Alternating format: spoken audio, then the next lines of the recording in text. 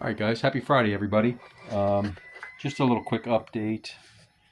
Um, something I'm going to experiment with. I got this tapered 4-hole spacer from Big Dogs. I had Tony make this for me, and so he started with the Jegs tapered 4-hole and ported the spacer. Anyway, this is what they came up with there, before and after on the flow. But what I was going to do is we do have an updated track day for March 15th down at Mendota. It's a ways away, but it's a Saturday, so we'll just get up early and head down there. But anyway, so here's your typical. This is a composite tapered 4-hole that's been ported a little bit by Big Dogs Porting. And what I have on there now is a 1-inch open spacer. Then that's just a plastic one from Summit, like your typical $20 spacer. Which, but what I want to do just as a little test here is I'm going to see if it makes a difference with air fuel idling and around the block. So I'll do a little before test with the open, and then we'll come back. And they're both the same thickness, so we'll just take that one out and drop that one on and see how it goes. As far as air fuel ratio, the theory is the 4-hole spacer gives more pull on the carburetor, so it should richen it up a little bit.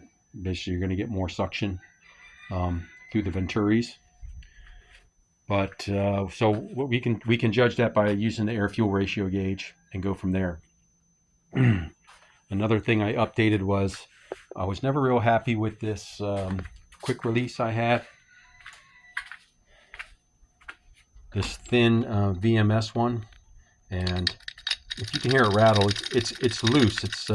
It's not very tight, and also this adapter here that they say works for a Foxbody doesn't. This Kyostar, and I found that out, and Funky Stangs found that out also. And what it is the flats in here. If you see the flat spots, that should only go on the top half. The bottom half, so it doesn't allow it to seat all the way down. So I found a solution that works. That's almost as inexpensive, and it is you get the classic the Grant 3-hole. Grant, I think this is number 3289 for a Foxbody, and then this little I got a little adapter off eBay, the 3-hole to the 6. This little part right here, this bolts to the Grant hub, and then my quick release bolts to that. So this was a total of $40. That works. Seats all the way down. I tested the horn. And it's making contact. So the horn works. And then the only thing I updated, I did get a SFI rated quick release. I don't have any issues at the track. So that's new, and that works. This works pretty good. This is a spring-loaded type, and this is tight. There's no play in this one like there was with the other one. So I would say the last combo I had, I would avoid that. And then for going to the track, my harness just expired in December, so I found some other SFI harness on Amazon so these I'm good till December of 2026 now with these guys. And this is a cam lock one also. It's got nice shoulder padding. I'm not crazy about the patch on the front, but $69 for an SFI rated 5-point cam lock harness. It's not the leather type or lever. This actually has the cam lock, which is much easier for me. I like the cam lock a lot better than the lever type. So yeah, that's on Amazon. $70 SFI rated, and I don't have the. It's obviously from China for that price. There's the tag. I think it's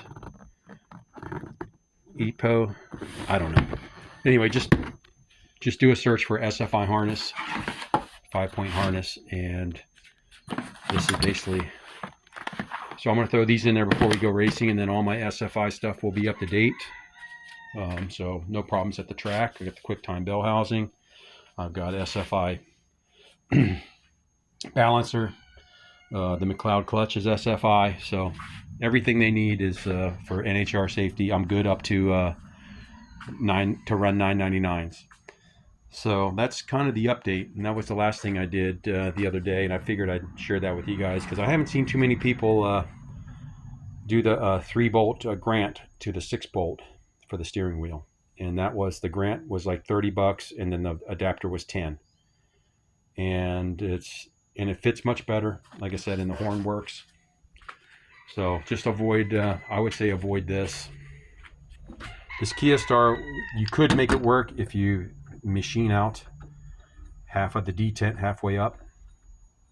Basically, it's hitting the it's hitting this and not seating all the way.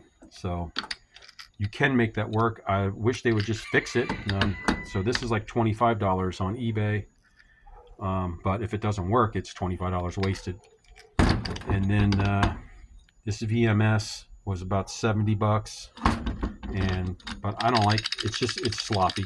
I mean, you don't want your steering wheel wobbling around. So the NRG one I got that's SFI rated was I think I paid $85 for that, and or maybe a little less, maybe it was $81 because it was used like new, and the box looked like it had been opened, but there's nothing to it, everything was there. So about $85 for an SFI rated one that's solid, or $70 for one that's a little bit thinner. It does work, but it's a little sloppy. So I went ahead and updated that. I feel a lot better with this one. And then guys, I still want to find somebody and redo these door bars, get them a little bit lower so it's easier to get in and out of the car. And other than that, I really don't have a lot to report here. I might change the fluid out of the TKX before we go racing, driving around some more. I have it. That's the first fill in there right now. So might run up and get some the Dextron 3 that Tremec calls for, and just flush that out before we go to the track on March 15th. So I've got 2 weeks away. Other than that, guys, everything's doing good. I did get a new camera mount, so I'm probably going to try that out over the weekend, and then we'll do the test on the spacers and see if there's an AFR difference from the open to the 4-hole. All right, guys, hope everybody's doing well. Sorry I haven't posted anything in a while. Really haven't had anything to post, and I was in Mexico for 9 days, so just getting back and getting caught up. Getting caught up with work and tinkering around with this a little bit, and we'll go from there. All right, everybody. Thank you.